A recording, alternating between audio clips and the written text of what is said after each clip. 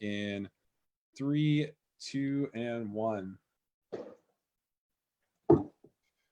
Good morning, and thank you all for joining us today for the 6th of Zebo's weekly webinar series exploring the impact of COVID-19 on residential rental real estate. Zebo is a modern financial services company providing independent landlords key services, including loans and a payments platform that helps landlords provide flexibility to their tenants to pay by credit, debit, and ACH.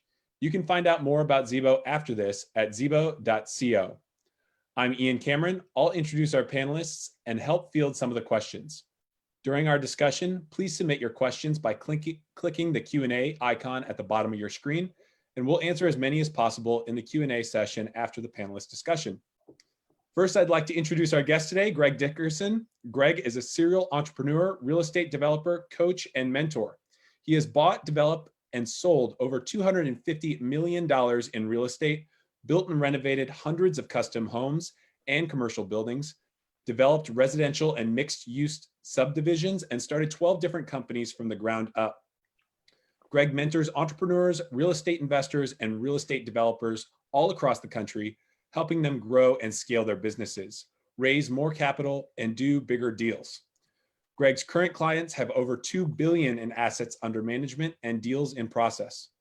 Greg is an expert in the topics of entrepreneurship, leadership, and real estate, and is regularly interviewed on some of the top real estate investing and business podcasts today. Greg served in the United States Navy right out of high school and has always been a leader in the community, advising and serving on the boards of several churches, ministries, and nonprofit organizations. Greg, thanks for being with us. Hey, it's great to be here. Thanks for having me. And next, I'll introduce the founder and CEO of Zebo, Chris Hsu. Prior to Zebo, Chris served as the Chief Operating Officer of Hewlett-Packard Enterprise, the General Manager of the Hewlett-Packard Enterprise Software Division, and CEO of Micro Focus, a global software company. Previously, Chris spent nearly 15 years in leadership roles at top firms, including the private equity firm KKR and the global strategy consulting firm McKinsey. Chris has been a landlord himself for over 20 years and founded Zebo to help rental property owners save money, time, and improve their businesses.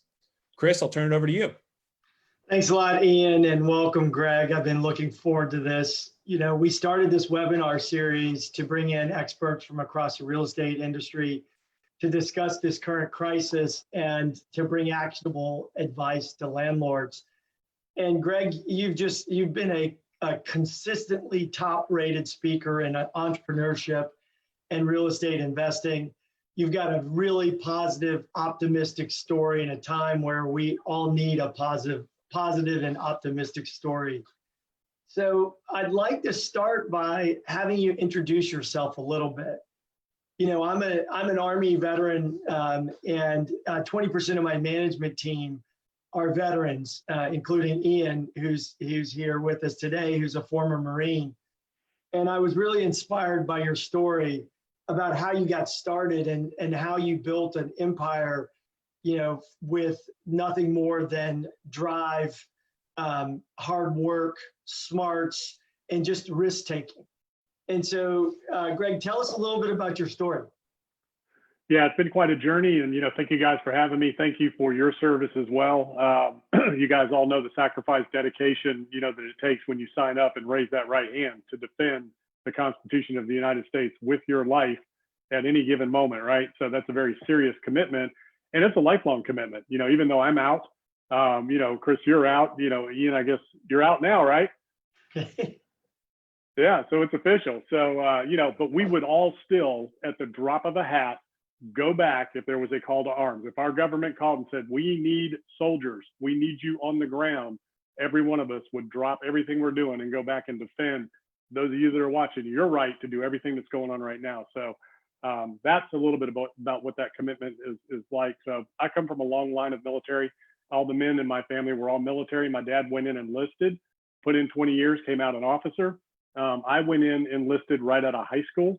My grandfather was a Pearl Harbor survivor, so long history of military. So for me growing up, it wasn't when you go into college, it was when you go in the military. So that was just my destiny, my path, kind of a rite of passage in my family. So that's the direction I took. Now, I'm a natural born entrepreneur. as a young kid, elementary school age kid, I would be walking around the neighborhood. I'd take my lawnmower and gas can with me. And if your grass was long, you'd get a door knock from me, whether you knew me or not. And I would knock on your door. Hey, Chris, my name's Greg. I live down the street. Your grass looks like it needs cutting, man. I need to make some money. Would you, hire me to cut your grass? And here I am, this little kid. I had hair back then. It was blonde when I was younger, brown eyes. And I'd be smiling going, man, I need to make some money. What are you going to do? $20, right? You're going to hire me. So I used, my good looks as a child and my big smile. And man, I was making $100 a week. This is back in the 70s, cutting grass, raking yards in the winter and washing cars, whatever it took. But I was making about $100 a week at that age. And then my dad, who wanted to teach me the lessons of an entrepreneur and the cost of doing business, would charge me for using his lawnmower and gas. And he would take a percentage of everything I earned, as overhead. That's great. So I learned real young the cost of doing business. So very fortunate. I was wired very young to knock on doors, cold call, and get out there and sell. I learned you had to make a sale to make something happen. Nothing happens without a sale. So I learned that very early. And then, went through high school. I wasn't a great student. I struggled in high school. I'm just not a good learner in that environment. Wasn't interested in it. I always wanted to just get out, carve my own path, have my own business. That's just what I always wanted to do. So after high school, I went in the Navy. Right out of high school, did 4 years. I did retail in the Navy, so I got some business training in the Navy. We took care of the ship stores, vending machines, barbershops, laundry, things like that. Supply division. So that was a good experience. And what you learn in the military is discipline, systems, standard operating procedures, things like that, and leadership. Right? You have a chain of command, and it's all about systems, processes, leadership, redundancy, things like that. So that transfers well, believe it or not, in the corporate world, which a lot of people don't think it does, but those qualities do, regardless of your billet, regardless, even if you were a gunner's mate, right, or just an infantry soldier, you still had those other qualities that transfer very well into the business world, especially the world of an entrepreneur who is a leader. Fast forward, I get out, and after the Navy, only 2 things I've done in my life are restaurants and construction. So, I worked in construction during the day while I was working at restaurants at night. Got into management at a high level in a restaurant organization. I'm a hard worker, fast learner. Didn't learn well in the school environment, but I learned well by doing. I'm a hands-on learner. You show me one time, I'm off, and you never have to ask me again whether or not it's done. So I'm just one of those guys that get it done, make it happen kind of guy. So I'm working in restaurants. I rise up the corporate ladder pretty quick and became a regional director. Had a number of restaurants that I was supervising. At the same time, I had a little construction business on the side, just doing some little things. 1997, I moved to the Outer Banks of North Carolina, which is a little barrier island off the coast of North Carolina where the Wright brothers took off, where flight originated. Summer vacation destination area. Pretty much that's all that's going on there is, people go down there and take their summer vacations. So it's a big short-term vacation rental market, multi-million-dollar vacation homes, and, some lower end ones as well. Different price points, but I focused on the multi-million-dollar market after a while. But anyways, moved there in 97 to start restaurants. Instead of doing that, I got into real estate and construction. Started as a handyman remodeling contractor in 97, 98. Built that into a $30 million building company, one of the largest builder developers during the boom. Started 12 other companies along the way and built everything up, sold it all off about 04, 05. Kind of took a step back, just did some investing, equity capital kind of stuff, real estate development. I used the cash flow from all of my properties to invest in other deals and started doing commercial, multifamily, land development, those types of things. That's kind of what I've been doing ever since. I've been a developer investor and, kind of an equity capital guy, buying companies, building them up and selling them off ever since. Well, Greg, that's an amazing story. I mean, like if you think about it, and you didn't say this, but I know this from talking to you earlier, but you didn't even finish high school. You basically finished early, took your equivalency test and went straight into the Navy. So, from that to like building this amazing history and portfolio, what were the common themes that you think that made you successful along the way? And what were some of the biggest mistakes you made that, we could all learn from? Yeah. So GED. So I took my GED so I could leave high school early to join the military and then move on from there. So I'm not a good formal educational learner, but I am very self-educated. So one of the most important things I did, and I learned along the way, was to pour into myself. So I've never been one of these guys that back when it was, the cassette Walkman. I didn't have music when I was out exercising and doing stuff. I was pumping personal and professional development stuff into my head constantly. Technical stuff from real estate investing, business, things like that, leadership, just anything and everything I could get my hands on, business, personal, professional development. So if I'm in the library, a bookstore, or a music store, I'm buying that stuff, nothing else, right? Every book that I have, it's never been a novel, recreational. It's always been business, personal, professional development in some way that I've read, and then the faith-based stuff as well. So that's number one, educating myself. So I'm very self-educated, and I am now. So I've spent hundreds of thousands of dollars on my education with books, tapes, seminars, mentorships, things like that. So, and I continue to do that now, and I'm constantly reading, constantly listening, constantly learning stuff. So, I like to listen to music now and then when I'm driving, but there are no songs on my iPhone. Never have been, never will be. It's all, business stuff, all my podcasts and all that. If you were writing your story for other people to listen to, what would be those key themes of success that you would want them to learn from you? Well, number one, hard work. So I'm a hard worker. So I am not afraid to work and do whatever it takes morally, legally, ethically to be successful. And that's the biggest thing. You have to want it. You have to be willing to sacrifice.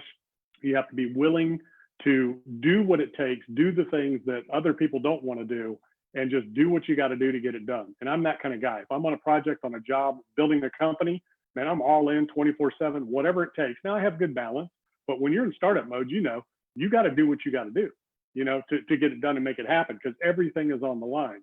And then once you get it up and running, then you can kind of take a step back and, take a breather. So I'm not a workaholic, but I'm very focused. So I have the ability to focus and get after it and make something happen and see it through. I'm an action taker. So, if the idea comes and the talk is there, starts with an idea, then you start talking about it. Next thing you know, you're doing it. So I'm a doer. So if we're sitting around talking and Chris, you say, hey, Greg, I'd like to develop the software, to solve this problem. I have this great idea. I've been thinking about it. I'm like, okay, well, let's go tomorrow and do. So I'm like, let's go. So no more talk, no more things. So that's a big part of it is just that work ethic and just not afraid to take action and get out there.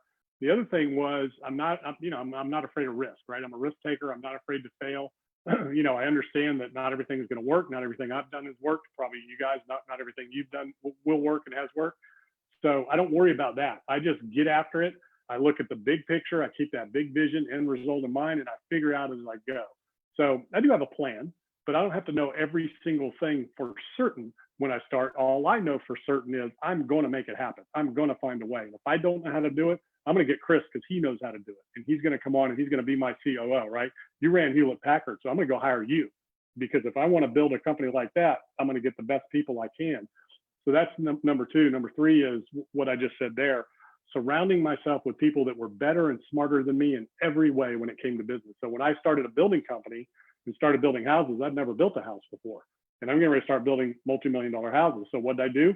I went to the biggest company in the area who'd been doing it for 10, 15 years before I ever got there. And I hired their top people to come work for me and help me build this organization, and more importantly, to do it for me. So I don't work on the business instead of in the business. I work on the people in the business. So they work on the business for me, and then I turn them loose and let them do their thing. So if I wanted to build another Hewlett Packard, I'd be like, Chris, I want you to come with me. I know we can make a great company. You've done it before. You know what needs to be done. I want to put you in a position where you are the chief operating officer, the chief executive officer of this company. You call the shots. I'll take care of everything else. I'll get you the money. I'll carve the path. I'll lay the runway. You go down it. You make it happen, and you fly that jet. You take off. So that's how I do it. I find people that want to be part of a vision, part of a movement, part of a community and organization that's bigger than all of us. And so that's how I built that company. And I let them do their job. So the last thing you want to do is, if you want to build a great organization and you find champions that have already done it before, the last thing you want to do is bring them on and be intimidated by them or hold them back or not let them do what they know. You bring them on and you just say, man, I want to build Hewlett Packard. Go get them. You tell me what you need, and I support you in every way. I serve you and everybody else in that organization, giving you what you need, tools, training, systems, and support to be successful in that clear direction and no uncertain terms, exactly what's expected and when. And then I just let you do your thing. So that's really how it happens. Listen, Greg, I thought that was awesome. I mean, you just kind of threw that out there, but it was, I'll just summarize: hard work, action orientation, find the best resources that are smarter and better than you, empower them, provide them with a vision, and serve them. That's what I capture. What about mistakes you've made or things you've learned from failures? Yeah. So, basically for me, the things that didn't work out were situations where I went against my gut instinct and didn't listen to what I knew intuitively inside was not the right decision. So whether it was taken, one of the biggest mistakes I ever made, I love to help people. I love to help people grow.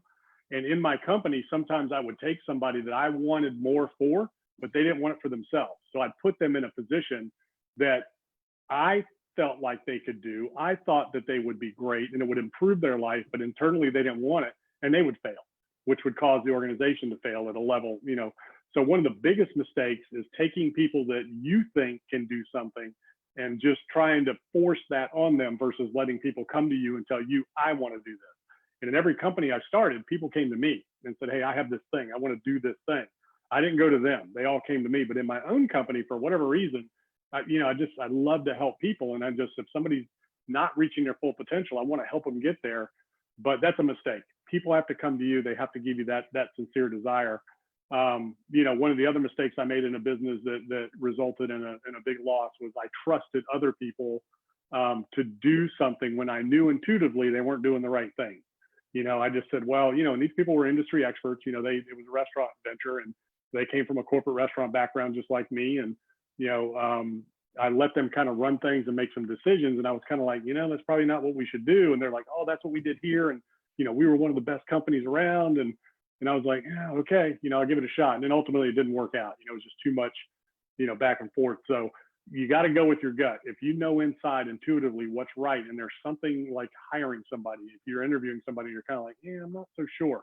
Anytime you get that, you go against it, you're always going to find out, you know what, I should have listened. That's great advice. To that gut. That's absolutely great advice. And, look, at the right person for someone else or a different situation might not be the right person for you or your current situation. Your gut will tell you that. That's great. Look, Greg, your story is just super inspirational for me personally, and I think for a lot of the people that are viewing this. I'd like to talk a little bit about real estate. It's a bit of a crazy time in the world of real estate investors. We serve that independent landlord who owns residential real estate, single family rental, duplexes, quads, up to, multifamily residential apartments, and also small commercial. Mm-hmm. What are you seeing in that environment, and what are you investing in, and how are you advising your folks that you're advising? Yeah, so right now, so every market is different. Real estate's hyper local. So as you know, so every market is different, every type of real estate and every class of real estate is different. So you have to take a hyper local viewpoint, especially right now with everything that's going on, because it's not just the pandemic now with all of the social unrest and all of the riots and things. That brings even another dynamic to things where, some deals in some areas you got to just hold off right now, right? So some of these cities that are experiencing this turmoil, it's not a great idea to go in and buy a piece of property right now because you just don't know what's going to happen. The debt markets have really changed. The capital markets have really changed. There's a lot of lack of liquidity in a lot of ways out there. You can't get construction loans as easily as you could before. Those are very difficult to get. A lot of the life companies have taken their chips off the table.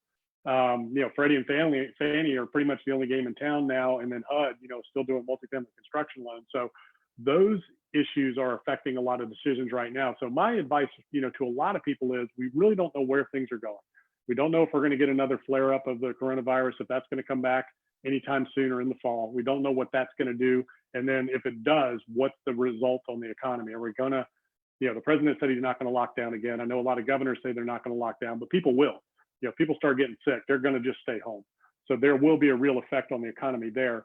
So until you have that behind us, with a treatment, vaccine, whatever, if that can even happen, you got to really kind of prepare for the fact that this is where it's at and it's the way it's going to be. So, You have to look at, we're not going to really be able to increase rents, any in the near term, especially to in-place rents. Maybe new leases, you might be able to bump the rent a little bit, but in-place rents, you're not going to be able to do a whole lot with that right now. Evictions are going to be a problem. Rent controls are going to be a problem. So you need to really take a local look at the local level on what are the real effects of all of this at the local level, and what kind of legislation do they have in the pipeline, and are they proposing to protect tenants? There's a big workforce affordable housing movement out there, which is needed in a lot of areas.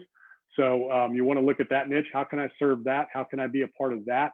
Is there opportunity there? So that's a good opportunity. But in general, you just got to be a little bit more diligent. You got to dig a little deeper. So if you're looking at income properties, no matter what they are, you really need to dig deep down to the level of who's the tenants, where do they work, what is their employment outlook, what does their company look like. So you want to underwrite rental properties on the residential side like you do commercial properties. When you're doing a commercial retail, office, retail, industrial, whatever it is, for people that are watching, we vet the tenant down to the level of their company financials. So we look at their company financials, the history of their company, the credit rating of their company, what the future of that company outlook looks like before we sign leases with them. So you want to kind of do the same thing with your residential tenants now. Who are they working for? And you got to underwrite the company that they're working for and the position they have in that company. If they're in a certain at-risk position and you've got a building that has a certain number of employees that have a certain job, you got to really take that in consideration. So you have to look at things a little bit differently. It's a little bit different of a business plan now. If you're adding value or increasing income, you got to look more of operational efficiencies, other income opportunities and revenue centers that you can create within the different types of properties and the different classes. And then you got to take a real hard look at the markets. I don't think the coronavirus is going to have a huge effect on people leaving major cities, a little bit, but not huge exodus. But now with everything else that's going on, I think there might be more people looking to exit some of these major metropolitan areas and kind of get out and get some breathing room here. So very interesting times. Yeah, it seems like a lot of uncertainty. I guess if you're an investor and you had been investing in capital appreciation in addition to cash flow, or you've been, negative cash flow in some cases and betting on capital appreciation, where would you be now? A lot of people are in some difficult situations. Surprisingly, across the country, with everybody I'm dealing with and everybody I know, everybody is doing well from a rent collection standpoint in the residential space.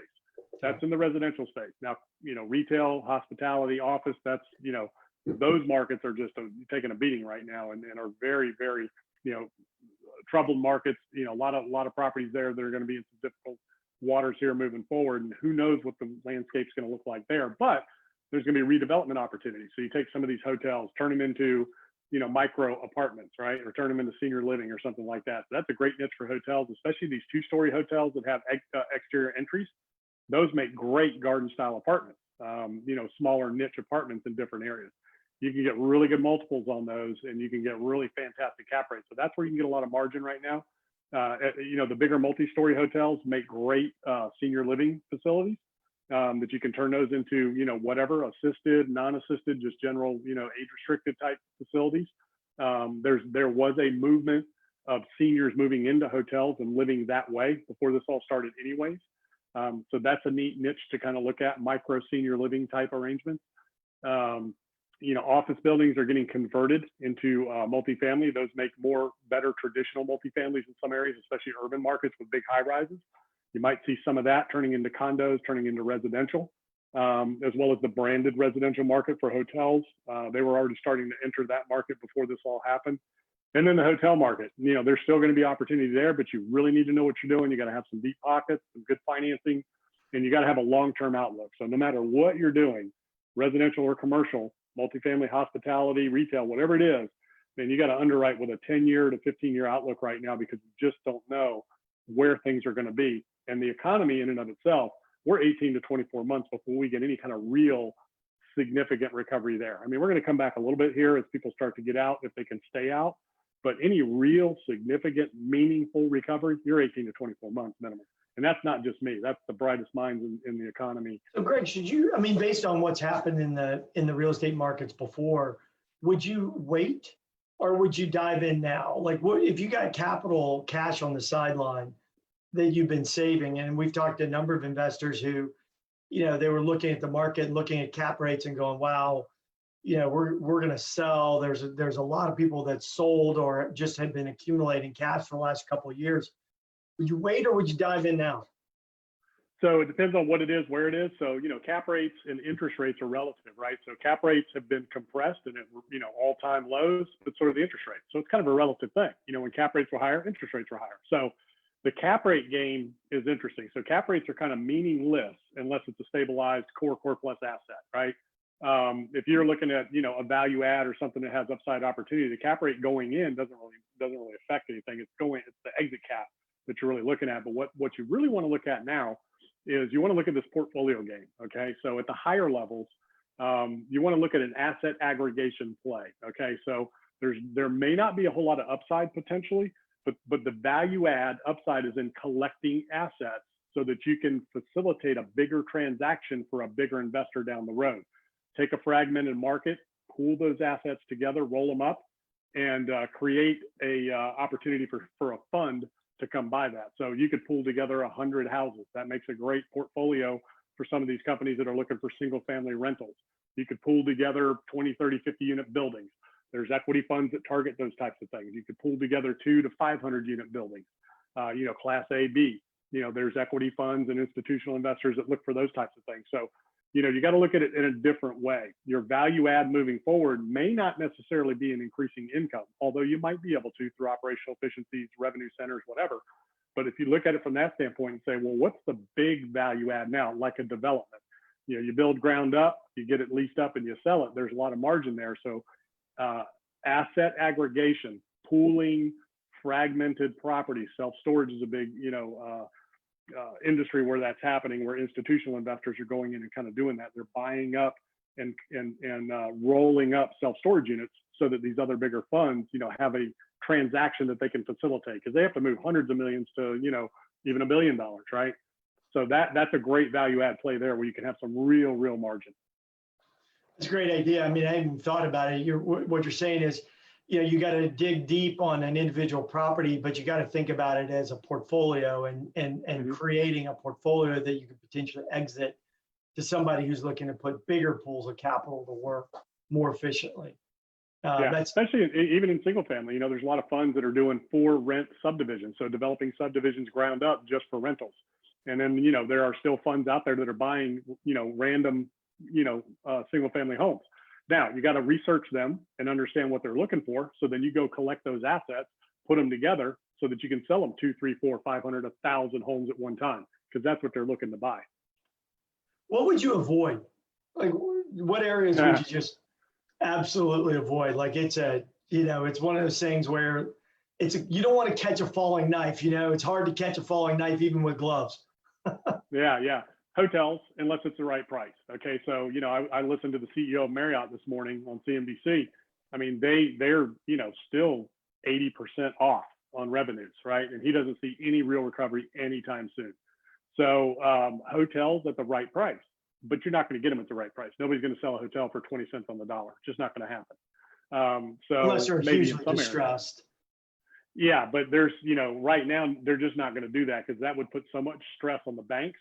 So the last thing anybody wants is a black eye on their books. Nobody wants non-performing notes or assets on their books. So they're going to be hesitant to start that process, because that starts affecting their ability to borrow and to leverage, and their balance sheet starts looking pretty bad because they got to move those things. So there's a lot there in the next year. I don't think you're going to see any real distress in the CMBS markets this year. Next year is when we're going to see some of that pain start to work through, because you've got the shopping malls, you've got the hotels, and you've got office and retail. There's some serious issues out there right now. And what will more than likely happen, because what we've seen is the Fed and Treasury are going to step into that CMBS market somehow and re-stabilize that debt. So that's probably what's going to happen with a lot of that stuff.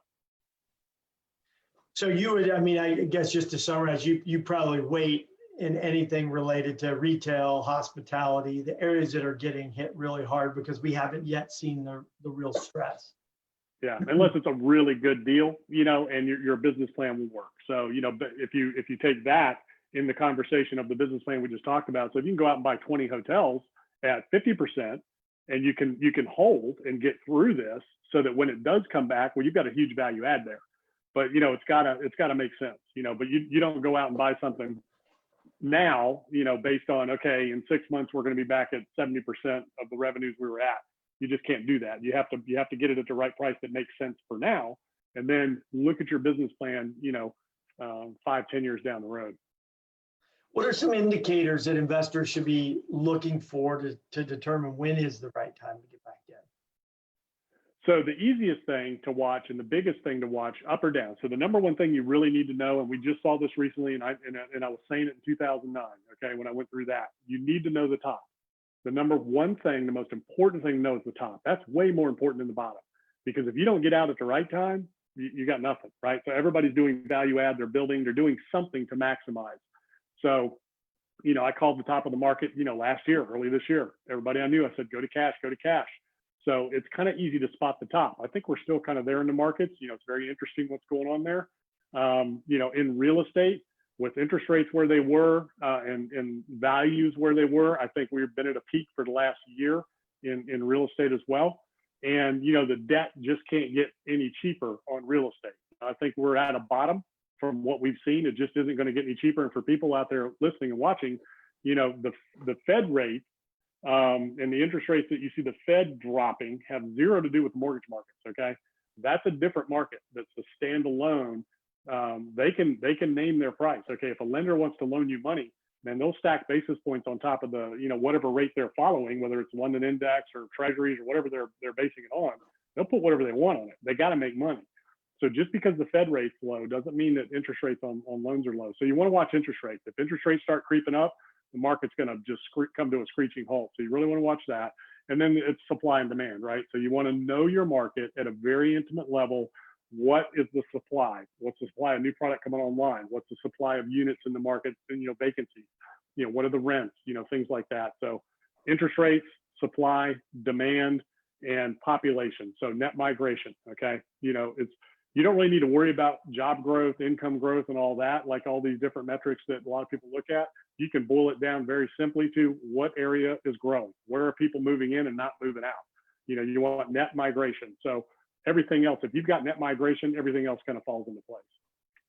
Interesting. And on the residential side, we've talked to a lot of landlords who have all been waiting for the shoe to drop. But as you mentioned early on, folks have been paying their rent, and collections have been actually pretty high relative to historic norms and also relative to expectations.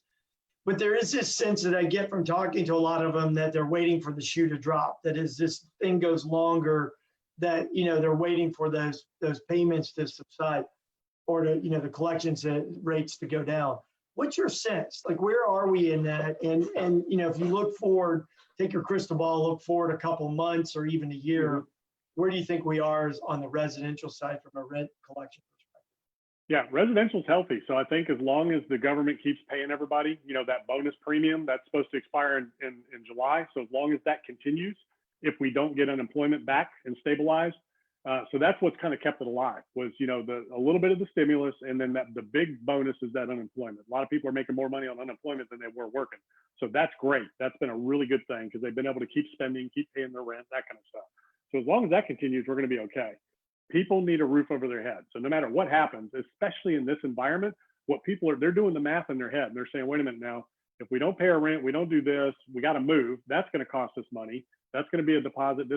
So it doesn't make sense for people to not pay and try to move. So it's more logical for most people, if they can, to stay in place, pay their rent. They need that roof over their head. So housing is a great space to be, whether it's multifamily, whether it's mobile home parks, whether it's single family rentals. Okay. People need that. Or if you're, buying and selling, most real estate markets for housing is very strong right now. Low inventory, a lot of home buyers out there, low interest rates. So it's, the real estate market's red hot in the single family home for purchase market, as well as the for rent market. Nicer single family homes for rent is a very hot, in demand product in a lot of areas. Executive rental housing for people that just don't want to own for whatever reason. Mobile home parks are doing really well. Those are great assets. You can still get some really good loans on mobile home parks. There's a lot of good debt out there for those. Self-storage has done well. Now, the problem in self-storage right now is they haven't been able to hold auctions. So if they've got non-performing units, they can't get in there and clear them out and turn them over because nobody's moving in or out right now with all of the restrictions. But as we open back up, that should work itself out. But they've done well, and they did well historically back in 2009 as well, which is interesting. But that is one thing that could, if it got really, really bad, people will start selling their possessions and get rid of that storage unit, but it would have to get really bad. So I think for a while, the way things are looking, as long as the government is still there helping the unemployed, we're going to be fine. And that market is going to continue to hold. Like I said, I don't plan to see a lot of upside in rents in place, but there could be some potential upside as we move through this and people start to move again and get out and do things where turning units over, you can institute your rent increase program.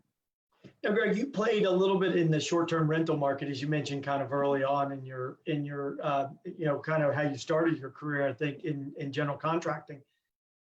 What's in for the short-term rental owners? I mean, I have short-term rental property as well, and it's a goose egg. I mean, there's no revenue.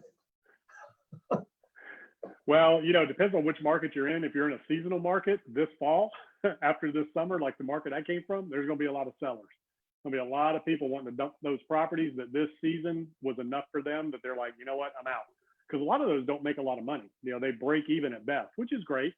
For a lot of people, those are a principal pay down, business plan versus, cash flow. In other markets where you have more of a year-round short-term rental, those are a little bit more profitable. So most people are going to break even. They're not really losing. They're more or less going to break even, on the overall year, if you look at it. Now, they may not have had the reserves and weren't planning on it, but if they look at the house over the year, they'll probably break even. So I would say right now going into the summer, everybody's going to collect that rent. They're going to hold on to those properties. And if they're going to sell, it's going to be this fall and winter, especially in the seasonal markets. So that might be a good opportunity there to pick some stuff up. And that's the other side of the coin too. So when you're doing real estate, you're investing in real estate, if you're not getting interest only loans, which most people were here recently to make these deals work with the cap rates, that we were seeing. But if you're paying principal down, that's the other business plan too that you've got to look at, is that principal reduction. So if you're going 10 years out to 15 years out on some of these acquisition and portfolio aggregation strategies, you're getting a lot of principal reduction in there that can be part of your business plan now to help boost those returns. So because that's essentially like paying yourself a dividend. I mean, you're essentially buying back equity. Mm-hmm. That if the equity value of that asset stays stable or increases, that creates a nice return. Yeah, but it's all interest rates. So the number one key to watch is interest rates. The values of the property are going to drop as interest rates go up. The values of the property are going to stay up as long as the interest rates are down. So just watch that, because that's your number one key. That's what tanked the market in 2009. That's what killed us 2018, if you remember. 2018 fall, winter, the late summer, early fall, going into the winter, interest rates were approaching 5%. The market shut off like a faucet. People are now conditioned to believe they should not pay more than 5% for interest. So if it starts getting up there, people are not going to buy. So and it's going to kill cash flow in a lot of deals. So that's going to really affect values. That's great. That was great commentary, Greg. So there's a lot of our customers who are looking to grow their business. They're looking to scale. They might be single family, doing single family rentals, looking to get into multifamily. What advice would you have for that person who's got, 5, 10 properties, and they're looking to scale, maybe get into an asset class that's a little different than they've been playing in for a while? What advice would you give them? So you got to develop yourself. So again, I started with nothing, from nothing, no anything. I mean, I financed everything I did on credit cards, but I learned. I built myself up as a leader first and foremost. So you got to develop yourself as a leader.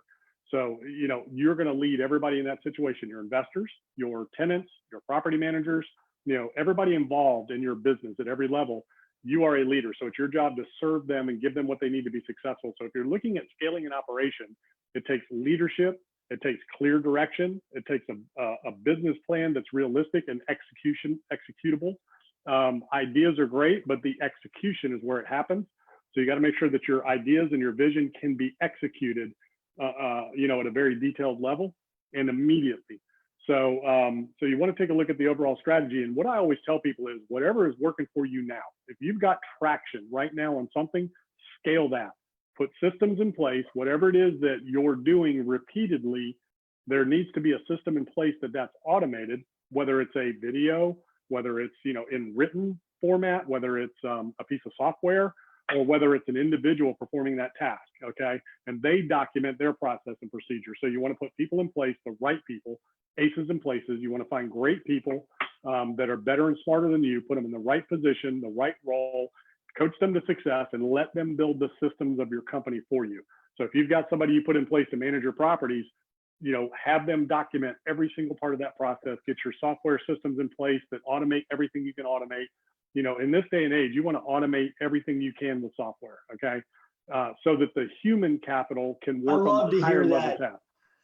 I love to hear that, Greg, because that's what we're doing. We're basically building the financial services that you need to own, grow, and manage property all on software.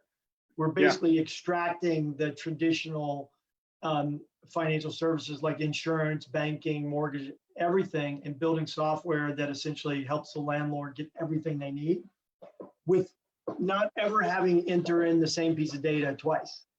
Right. It's all about leverage, okay? And your number one, a lot of people miss this, the number one most valuable resource in your business, the most expensive resource in the business is human capital.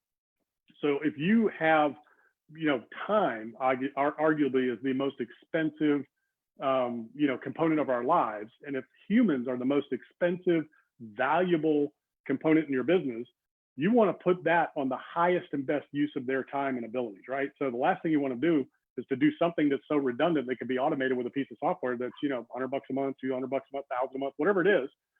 You need to do that so that the human capital can be released to do the higher level tasks and help you grow and scale. So it's all about systems. That's number one. Look for software, look for, any kind of technology that can replace those mundane tasks that you don't have to do over and over and over, that can automate, because you can just, grow and scale exponentially. Then you can take the most valuable resources, which is your human capital, and put them in the right place to help grow and scale that.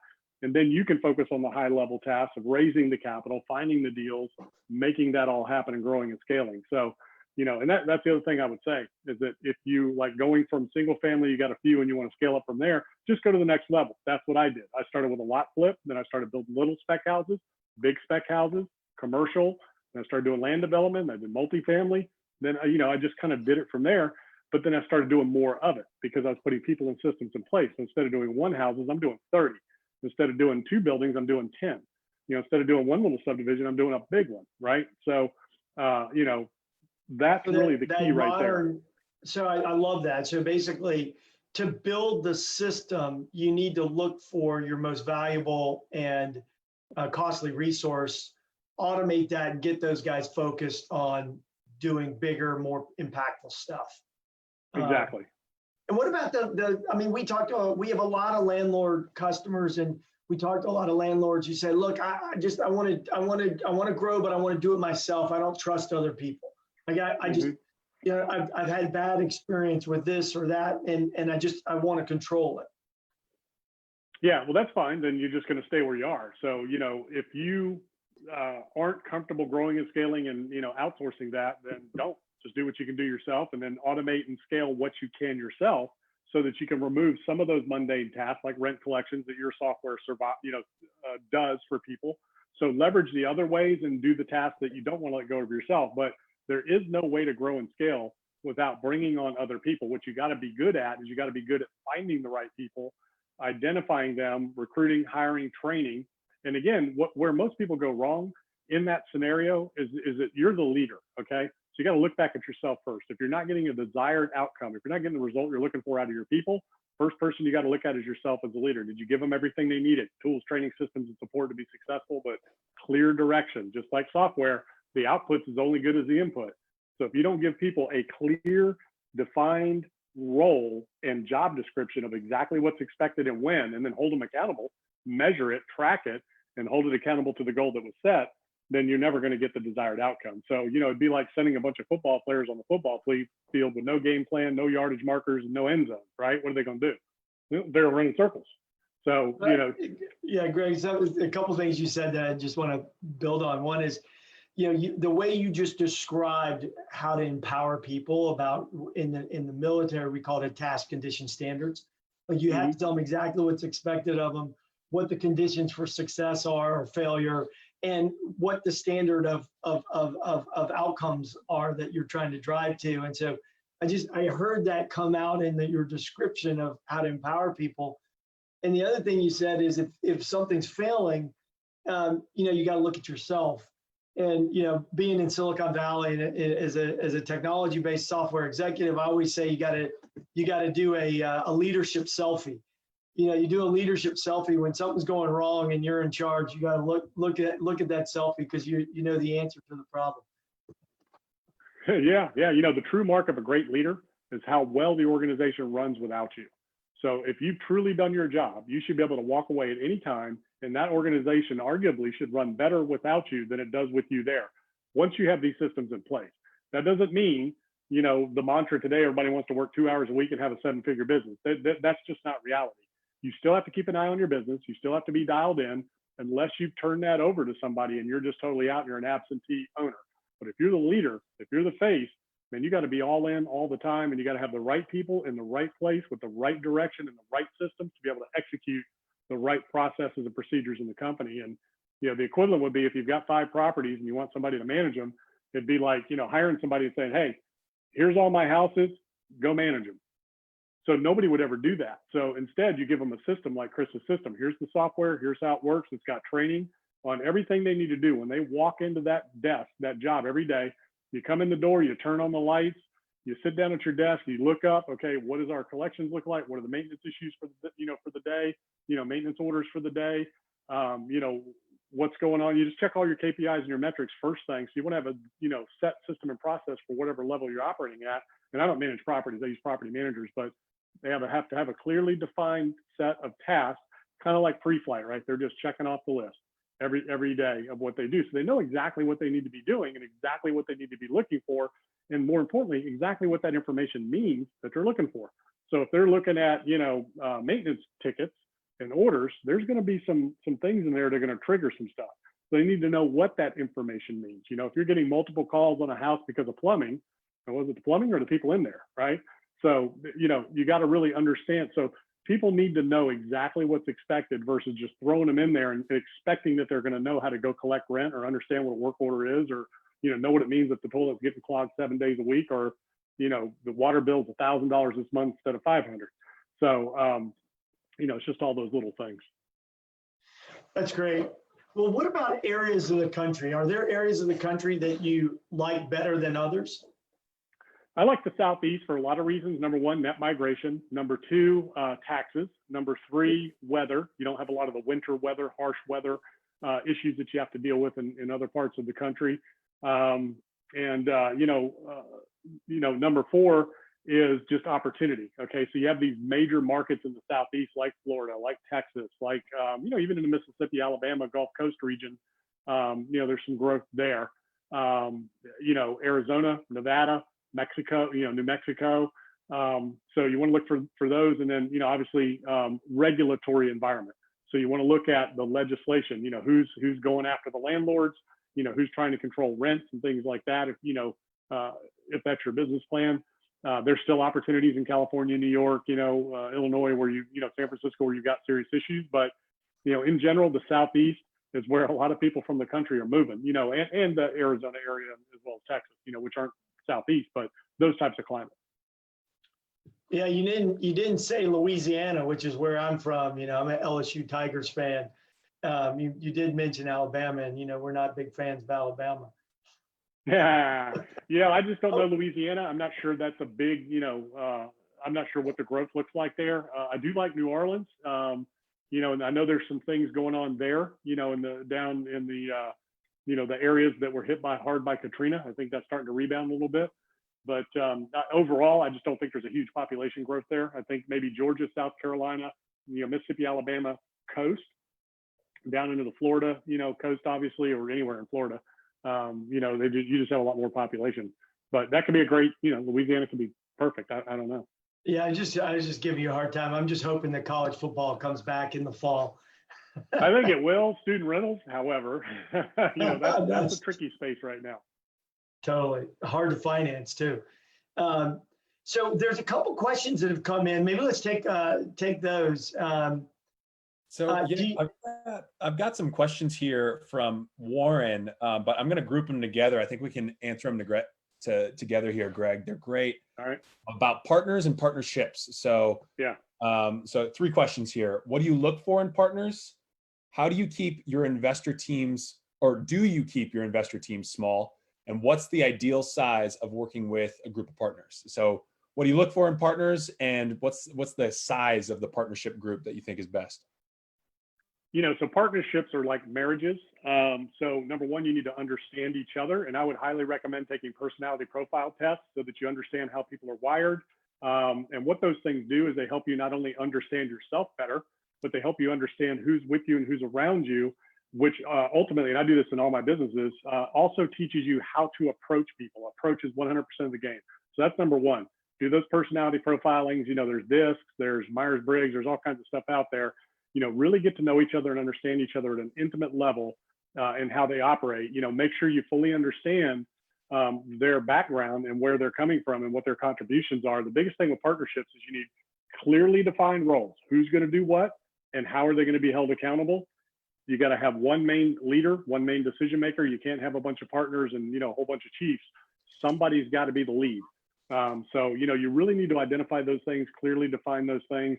And once you've defined all that in terms of, the roles, the responsibilities, the leadership, all that, then get it in writing. Go to an attorney and say, here's what we've decided on partnership shares. Here's what we've decided on roles, and get it put in writing. Again, clearly defined, expectations in no uncertain terms, exactly what's expected, when and how, so that everybody can hold each other accountable to those goals. And then have that agreement. Look, we're going to have regular meetings and accountability sessions where everybody's performance standards are going to be put before the group. And if somebody's not pulling their weight, then you've got an exit plan in that agreement that they're just, this is how they exit. So you need to have that conversation up front, is that these are the standards by which we're going to measure performance. And if somebody in the group is not measuring up and not meeting those standards, this is how they're going to exit. And it's not if, it's like, this is how. So you're out. You don't do your part, you're out. So that's number one. Number two, number of partners, the fewer, the better. The more partners you have, the more problems you're going to have, because again, it's like a marriage. Okay. I'm not one to partner. I like to do my own deals, and be in control. Now, I have done partnerships in businesses, but I've always had the majority control in the final decision. So the mistakes I've made in the past, you've asked me, Chris, is when I have done a partnership and I let somebody else have more control. So I never, I did that twice, and I'll never do it again. I always maintain control of that. Yeah. The other thing about a partnership is whoever has the biggest pockets, when stuff goes down, that's who they're going after. So understand, if you're the biggest pockets, if you're have the biggest balance sheet, you're the one they're coming after.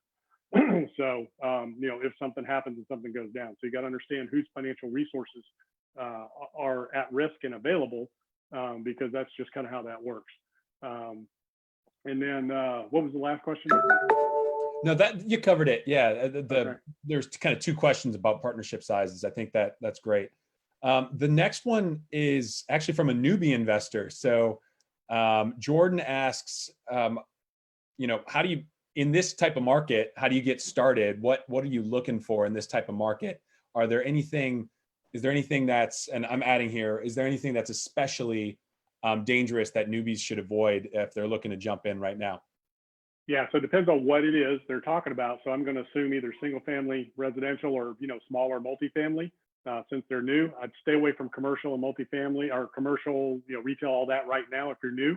The only commercial I would say would be maybe, obviously multifamily, mobile home parks, and self-storage. Everything else, just stay away from. The key is know your market. You can't skip this task. You got to educate yourself. You got to become an expert. You need to know the market at an intimate level. When I say know the market, I mean down to the city, block, street, and buildings on that street. So it's not enough just to know the area.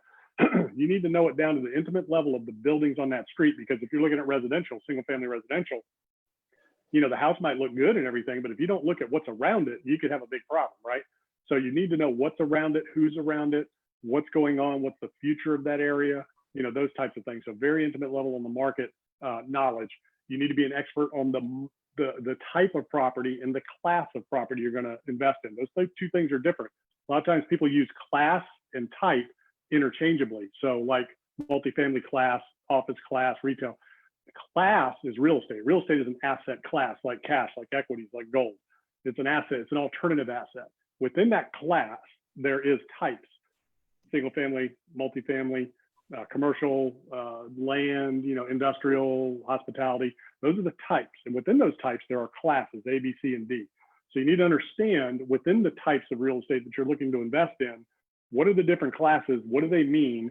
And what are the metrics around those? So like I talked about earlier, what are the vacancies? What are the occupancies? What are the rents? What are the values? How are they appraised? What's the inventory look like? What's the demand look like? Are there value add plays? Is there extra property? Is there extra revenue centers? Is there other ways to maximize it? So, you got to be an expert. You got to know your stuff. Now, the third thing is the financing. You really need to understand the financing, the debt, the capital markets, and how to raise capital and understand what investors want, what they're looking for, and how to have that conversation. So financing is 100% of the game. Without the financing, there's no deal. So that's equity capital and it's debt. So you need to understand that and be an expert at that. So you got to really fully understand the business and understand the markets and understand how to finance these deals, even creative financing, and just learn all those things and then go do it. And just start where you can. So if it's one house with an owner finance deal because you don't have any money, start there, and then go do another one, and then do another one, and then build it up. So back to the question of the 4 houses. So go from 4 houses, and then maybe sell those or refinance them and do a 10 unit, and then go do a 20 unit, and then go do a 50 unit. So what seems big now, once you start where you are at with what you can always grow from there, because what seems hard now is never hard once you've done it. Once you've been there and you've done it, so, that was easy. So go do it again, and then grow and scale it from there. So that's how I would advise any beginner starting out, is to grow your knowledge first, grow yourself and your mindset first and foremost in your knowledge, grow your network of people that can help you accomplish your goal while you're on, providing opportunity and service to them, and then get out there and take action and just do it. Just go do it. Go do a deal. Don't wait. Just go do a deal. Right now is a great time for the right property in the right market if you followed everything I've told you and identify opportunities that way. Yeah, that's great. Well, Greg, I think that's about all the time we have for questions. I love the last point you just made, and it's like the old Nike statement, just do it. The old Nike brand, just get out there and do it. And I think that's a great piece of advice for those folks that are trying to learn how to do this. And also, you mentioned earlier, you got to do your diligence, and you got to know the specific building on the specific block, in the specific neighborhood, specific geography, et cetera. So great points around your background and your story, a great optimism for this group around, you can do it. I mean, to me, it's the key message is you can do it. And a lot of what you said, Greg, it was very articulate, but it's common sense. It's like one of those things where it's like you just so clearly articulate a common sense way to approach business and building real estate. So again, thank you. I learned a ton. And maybe, Ian, you can put up Greg's contact information and ours so that viewers can get that. Look, we will have another, here, I can't see. Okay, yeah, so we'll have another webinar in 2 weeks on June 18th, where we'll have Kelly Tollefson, who's the president of the National Association of Residential Property Managers, or NARPM, join us to talk about what she's hearing from both her property management clients and also all of the independent landlords that they serve. And so on behalf of myself and the team at Zebo, our vision is to be the go-to platform to fundamentally change the experience that landlords have with financial services. We thank you. We ask you to stay healthy and visit us at www.zebo.co. Thank you so much. Thanks, Greg. Thanks, Ian. Take care. Yeah, it was a lot of fun. Thanks for having me. Thank you.